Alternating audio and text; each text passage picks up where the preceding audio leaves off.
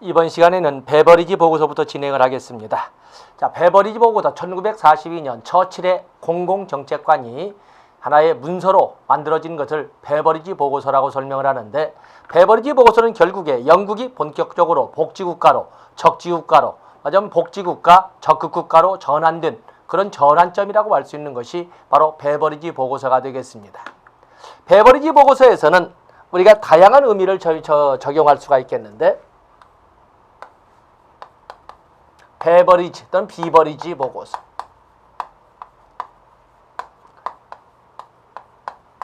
이 베버리지 보고서에서는 개요. 그러면 이 베버리지 보고서라고 하는 것은 이로 인해서 적극국가로, 소극국가에서 적극국가로, 야경국가에서 복지국가로, 작은 정부론에서 큰 정부론으로, 개인적 빈곤관에서 사회적 빈곤관으로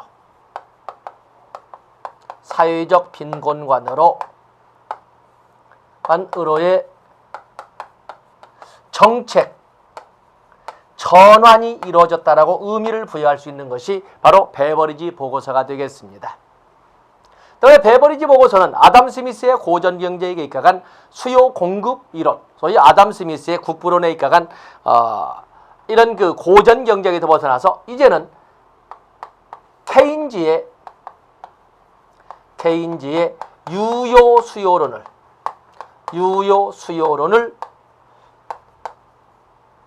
말하자면 접목을 시켜서 큰 정부론으로 이렇게 이끌어가는 것이 바로 베버리지 보고서가 되겠습니다. 베버리지 보고서에서는 사회보장을 제시하지요. 사회보장을 제안을 합니다. 그래서 사회보장을 제안한 것 보면은 사회보장, 이것은 좁은 의미의 사회보장으로 소득보장 개념으로 사회보장이 언급된 것이 1942년 베버리지 보고서가 되겠습니다. 여기는 베버리지는 이 베버리지 보고서를 이끌어가면서 5학과 그에 대한 대안을 이렇게 제시를 했는데, 5학으로서 암기하는 순서는 아니겠습니다. 암기하는 방법으로 결국에 무지어기 때문에 이그노런스, 무지어다 보니까 무엇이 깨끗한지 더러운지, 무엇이 인간으로부터 해도 되는 일인지 해서는 안 되는 일을 알지 못한다는 거죠. 그러다 보니까 이 소위 살아가는 것에서 무엇이 깨끗한지 더러운지를 구분하지 못해요. 불결. 또 어떻게 살아가는 것이 진정 인간 살아가는지를 알지 못하다 보니까 나태. 불결이다 보니까 질병으로부터 자유로울 수 없는 것이고, 나태하다 보니까 나태 말을 조심해야 됩니다. 하다 보니까 빈곤으로부터 자유로울 수가 없는 이러한 변환점이 등장하게 되는 겁니다. 그래서 무지를 시작점으로 해서 불결, 질병, 나태, 빈곤.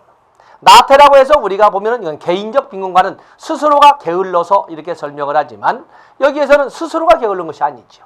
사회적 빈곤관, 일을 하고 싶어도 할 자리가 없어서 일자리 부족으로 인해서 게으르게 보일 뿐이라는 것. 그로 인해서 빈곤하는데 이 문제를 어떻게 풀어갈 것이냐. 이것은 교육정책으로, 이것은 고용정책으로, 빈곤은 소득정책으로, 불결은 주택정책으로, 질병은 의료정책으로 이렇게 풀어갈 수만 있다면, 국가가 적극적으로 개입해서 이러한 정책을 제시하고 시행할 수만 있다면 이런 사회악은, 5대 사회악은 치유될 수 있다라고 설명했던 것이 바로 베버리지가 보고가 되겠습니다.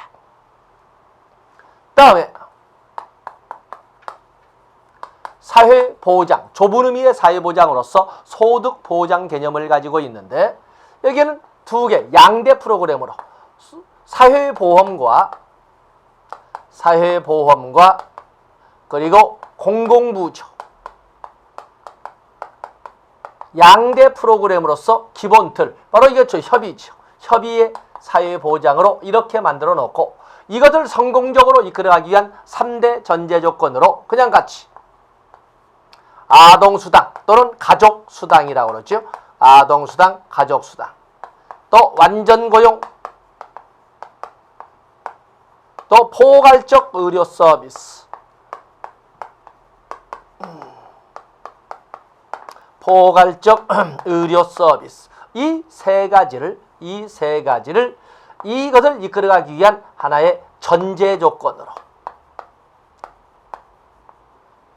기본 사회보장 기본 프로그램인 사회보험과 공공부조를 성공적으로 이끌어가기 위한 3대 전제 조건으로 아동수당 또는 가족수당, 안전고용, 그리고 포괄적 의료 서비스를 제시했다고 해서 그냥 이 5대 프로그램이라고 부릅니다. 그냥 사회보장 프로그램 그렇습니다만 기본 프로그램은 바로 여기 양대 이 사회보험과 공공부조를 설명하고 있는 것이고, 그리고 나머지는 성공을 위한 전제 조건으로서 의미를 가지고 있습니다. 그 다음에 운영의 6대 조건. 운영의 6대 조건을 제시하는데, 자, 베버리지 보고서는 이 사회보장, 그 중에 기본인 사회보험을 성공적으로 이끌어가기 위해서는 사회보험의 기본 전제 조건은 기여죠. 기여. 그렇기 때문에 이것을 이끌어가기 위해서는 적어도 기여가 있어야 하는데 균일각출이 되겠어요. 균일각출, 그리고 균일급여. 균일각출, 균일급여. 그 다음에 급여의 적절성. 뭐 충분이라고 하기는 그렇고 급여의 적절성. 그리고 위험 대상의 또는 위험 대상의 포괄성.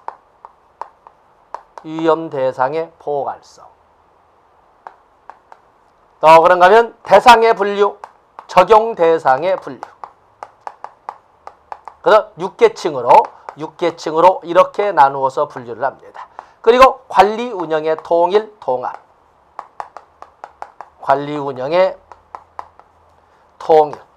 또는 통합. 이렇게 6대 원칙을 제시했던 것이 바로 베버리지 보고서겠어요. 여기 베버리지 보고서는 이 전체가 전부 문제 출제 영역이 되겠습니다. 그래서 여러분들에게 239페이지까지를 여러분이 눈으로 볼 수도 있지만 이걸 가지고 직접 써왔던 겁니다. 바로 이런 베버리지 보고서의 결산이 다양한 법률로 제정이 되는데, 페이지 넘어가 보시면 다양한 법률이 제정되면서 그 중에 특히 1948년 국민부조법이 만들어집니다. 1948년에 만들어진 국민부조법이라고 하는 것은 바로 구빈법 체제의 종식을 의미하면서, 맞으면 1834년에 다시 억압 속의 구제로 되돌아왔던 이런 구빈법 체제의 종식을 의미하면서 이것이 1966년에는 보충급여법으로, 그리고 최근에는 뭐 소득보조와에 관련된 법률로 이렇게 바뀌어 갔습니다만, 바로 구빈법에 1601년부터 우리가 노트 정리를 하고 언제나 출제를 대비했던 구빈법 체제가 종식됐다. 베버리지 보고서의 결산이라고 할 수 있는 국민부조법이라는 것을 여러분들이 알아주시면 되겠습니다. 다음에 이렇게 1942년 베버리지 보고서로 인해서 복지국가로 전환이 됐는데, 이제는 이런 복지국가도 1970년대가 되면 1970년대 복지국가의 위기에 도래합니다. 복지국가의 위기. 복지국가의 위기를 우리는 1970년대라고 합니다. 1970년대 복지국가의 위기는 1970년대에 물론 밖으로 드러난 것은 1973년에 있었던 오일 쇼크, 석유 파동이라고 하는 오일 쇼크가 밖으로 드러났지만, 어떤 이런 과정으로 인해서 결국에 복지의 개념이 깨진 거였어요. 복지라고 하는 것은 국가가 적극적으로 개입해서 국민 개개인의 삶의 질을 향상시키는 그런 국가를 복지국가라고 하는데, 이 복지국가의 개념이 깨진, 그걸 우리는 정부 실패라고 합니다. 국가가 개입해도 물가도 잡지 못하고 실업률도 잡지 못하고 어느 잡지 못하는 바로 그런 것을 경제기의 그래프로 본다면 그걸 스태그플레이션이라고 합니다. 스태그플레이션이다. 이럼에도 불구하고 여전히 빌어먹던 자들은 빌어먹는 것을 직업화하고 스스로 자립자주하고 국가의 위기에 같이 동참하려고 하는 것이 아니라 그냥 빌어먹는 것에 대해서 아예 직업화하는, 그래서 소위 의존성 심화. 그로 인한 국가 재정 악화, 국가 재정 악화, 또 국제 경쟁력 약화, 뭐 이런 등등을 가지고 설명할 수 있는 것이 1970년대의 모습이었어요. 바로 이런 위기를 어떻게 극복할 것이냐, 하는 문제가 등장을 하는데, 바로 이 위기 극복을 과정을 1980년대부터 등장한 복지국가의 재편이지요. 복지국가의 재편. 이것을 우리는 대처리즘이라고 영국사에서는 부르고 있습니다. 미국에서는 레이거노믹스, 또 뭐 일본에서는 나카소네의 정책, 이런 식으로 부르고 있는데, 바로 1980년대 이후 바로 이 대처리즘, 여기는 신자유주의,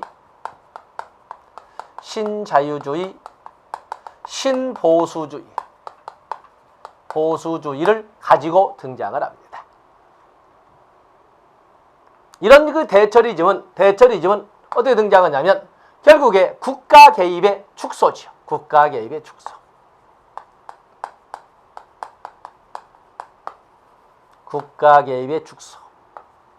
그렇게 해서 이 국가 재정이 약화되고 이런 위기가 봉착한 것은 복지 재정이 너무 증대되어서 그야말로 자립자주의 기능을 살리는데 실패했다고 보는 거였어요. 그래서 국가 개입을 축소시키면서 보편주의에서 선별주의로,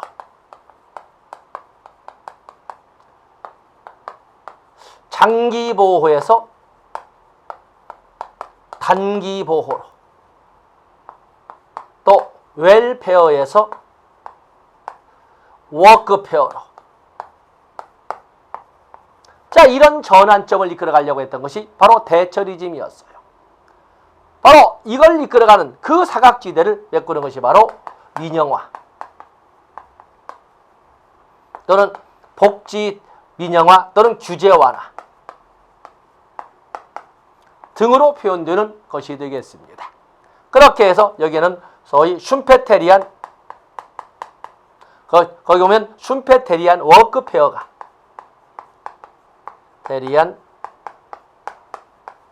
워크페어라고 하는 것이 바로 뭐야? 근로연계복지. 배고프다고 이제는 빵을 주지 않는다는 거예요. 배고프기도 하지만 그 과정에서 스스로 살아남기 위해서 일을 하려고 하는 자에게만, 살아남으려고 하는 자에게만 빵을 주겠다는 것이 근로연계복지라고 하는 워크페어가 되겠어요. 그래서 이제는 그냥 소모적 복지에서 생산적 적극적 복지로 전환점을 이끌어가게 되는 것이 바로 이런 내용이 되겠습니다. 자, 여러분들 240페이지 하단부에 보면 신자유주의의 대두, 이 말은 결국에 케인즈주의가 붕괴를 하고 다시 공급중시 경제학으로 넘어간다는 것인데, 신자유주의가 대두되었고, 그래서 영국의 대처, 미국의 레이건, 그리고 일본의 나카소네로 이끌어지는 선진국 중심의 이러한 복지국가의 위기를 타파하려는 노력들이 징계되었다.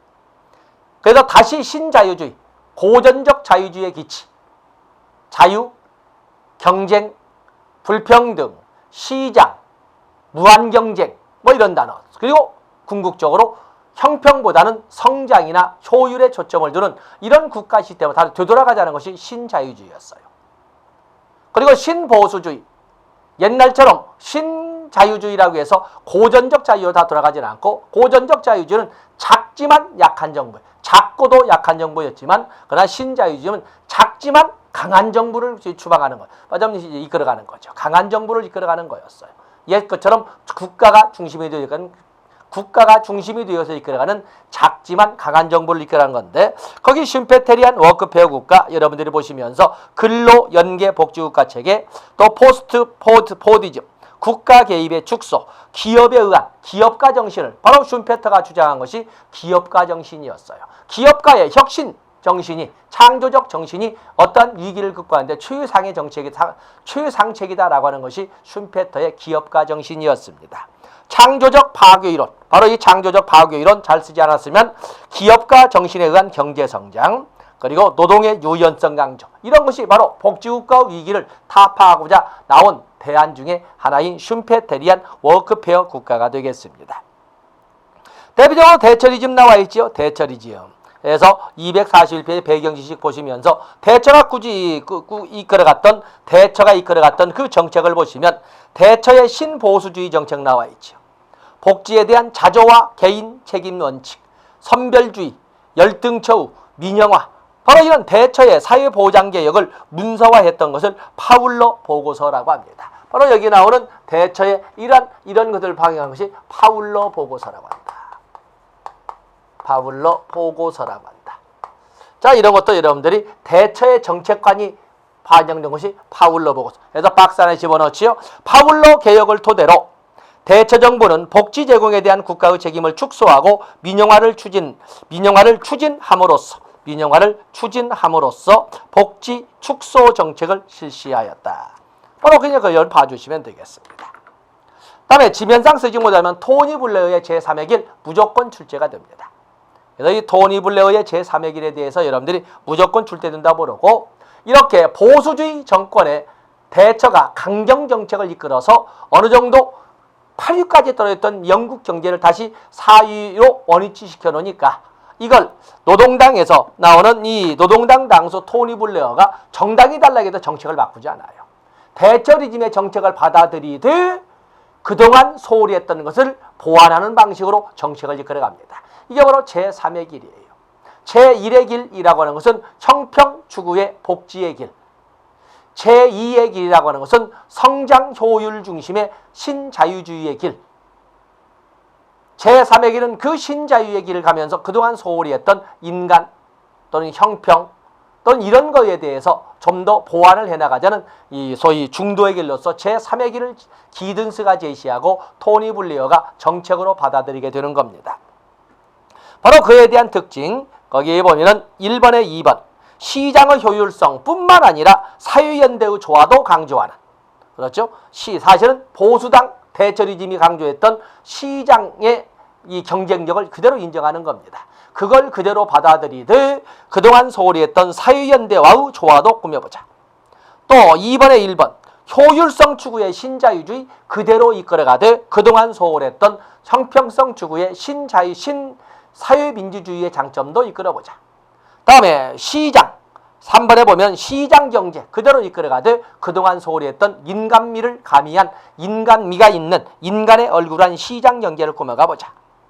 또 그동안 소홀히 했던 복지시민의 위상 정립에 좀 더 적극적으로 나서보자. 2번에 나와 있지요.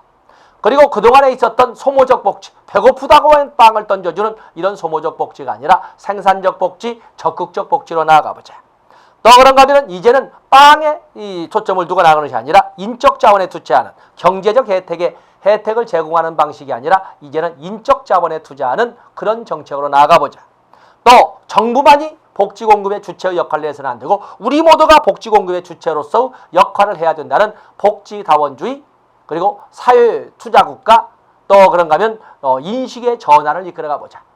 그리고 웰페어가 아니라 워크페어로, 소모적 복지가 아니라 생산적 적극적 복지인 근로 연계 복지로 전환해보자 라고 이끌어갔던 것이 바로 여기 나오는 토니 블레어의 제3의 길이 되겠습니다.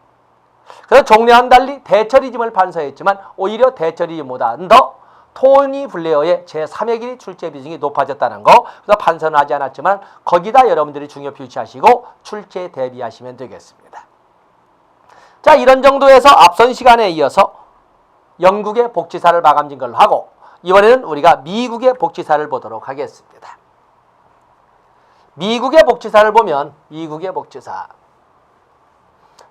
복지국가로 전환이라고 하는 것은 1929년 세계대 공황 이후 미국의 복지는 1929년 세계대 공황, 거의 경제공황 나오고 뉴딜 정책에 나와 있지요. 뉴딜 정책은 1930년대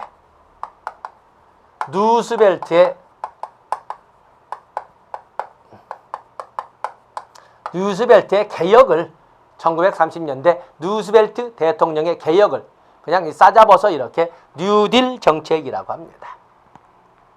1930년대 루스벨트의 개혁이 나올 수밖에 없는 배경은 바로 1929년 세계 대공황이었어요. 280만이었던 미국 실업자가 1년도 안 되어서 500만이 되고 1년이 아니라 몇 개월 만에 500만이 되고 3년도 되기 전에 1500만이 됩니다. 1500만이라고 하는 것은 5인 가족으로 따져봤을 적에 5인 가족으로 따졌을 적에 7500만이고 그들을 보고 살아가는 영세 상인 그룹까지 합치게 된다면 미국 시민의 절반 이상이 극빈으로 떨어지기 직전이었어요. 더 이상 자유방임주의 또는 자유주의란 이름으로 가만히 있을 수만은 없는 입장이어서 국가가 적극 개입하게 됐는데 바로 그 개혁, 국가의 적극적 개입으로서 전환을 이렇게 뉴딜 정책이라고 설명하고 있는 것입니다. 그래서 여기에서 뉴딜 정책을 통해서 사회보장이란 용어, 사회보장이란 용어가 처음 등장을 합니다. 그리고 이 뉴딜 정책으로 국가의 적극 개입이 시작되었고 국가의 적극, 그다음 뉴딜 정책으로 복지국가로의 전환이 이루어졌다. 국가의 적극 개입. 이젠 야근국가에서 미국도 복지국가로, 소극국가에서 적극국가로, 작은 정부론에서 큰 정부론으로 전환이 이루어졌다라고 이렇게 설명을 합니다. 그러면서 지출정책으로의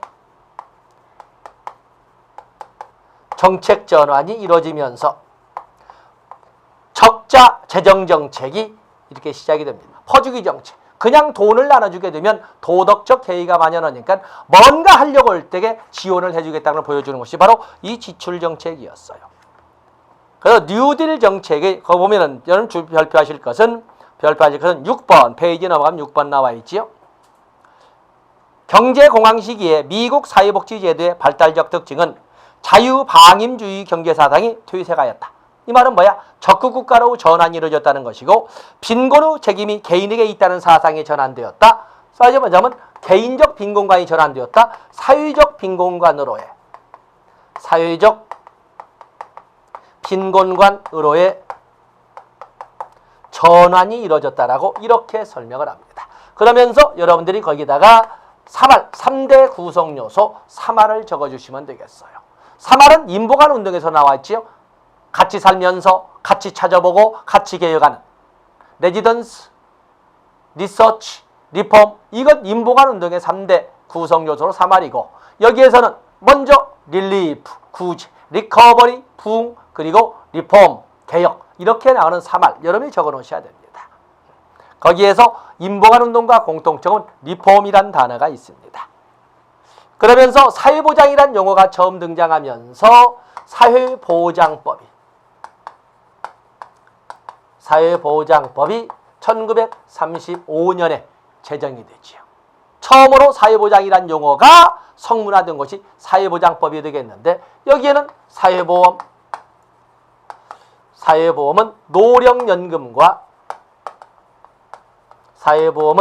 노령연금과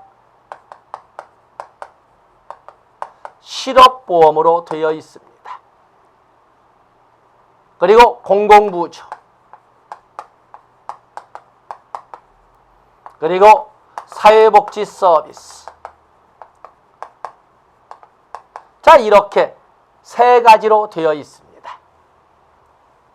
미국의 사회보장에는 1930년에 만들었던 미국의 사회보장에는 건강보험은 없습니다. 건강보험은 없고 영국의 1911년 국민보험법은 건강보험과 실업보험인데 여기는 노령연금과 실업보험입니다. 노령연금은